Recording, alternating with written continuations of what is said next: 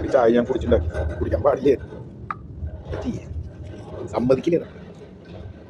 വേണ്ട വേണ്ടെന്ന് വിചാരിച്ചു, പിന്നെയും കുടിച്ചോണ്ടിരിക്കും. ഇതന്നെയാണ് കള്ളുകൂടിയന്മാരും. വേണ്ട വേണ്ടെന്നൊക്കെ മനസ്സിലുണ്ടാവും. കള്ളുകൂടിയന്മാരെന്ന് പറയില്ല, ഞങ്ങൾ മദ്യം കഴിക്കാറുള്ളതാണ്. അങ്ങനെ ആക്ഷേപിക്കുന്നില്ല, അവരെ അടിച്ച് ആക്ഷേപിക്കുന്നില്ല. പക്ഷേ അല്ലാതെ നിർത്തണമെങ്കിൽ നിർത്താം. അവനവൻ വിചാരിച്ചു കഴിഞ്ഞാൽ അല്ലാതെ നടക്കും. അവനവൻ ചിന്തിക്കണം, സ്വന്തമായി ഒരു തീരുമാനം വേണം. ഇത് നിർത്തണോ, അത് തുടർന്ന് കൊണ്ടുപോകണോ. എല്ലാ കാര്യത്തിലും ഫുഡ് കഴിക്കുമ്പോഴും നമ്മൾ വയറൊക്കെ നിറഞ്ഞു കഴിഞ്ഞാൽ നമ്മളത് നിർത്തുള്ളൂ. ചിലവർ പറയും ഇത്ര മതി, ഞാൻ ഇത്ര ക്വാണ്ടിറ്റി കഴിക്കുള്ളൂ.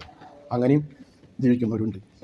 അപ്പോൾ പല രീതിയിലും സ്വയം ഓരോ തീരുമാനം എടുത്ത് ജീവിച്ച് മറ്റുള്ളവർക്ക് ബുദ്ധിമുട്ടില്ലാത്ത രീതിയിൽ ജീവിച്ച് പോണതാണ് ഏറ്റവും നല്ല കാര്യം.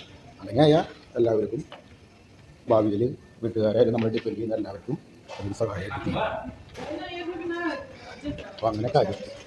അപ്പോൾ വീണ്ടും അടുത്തൊരു വീഡിയോയിൽ കാണാം.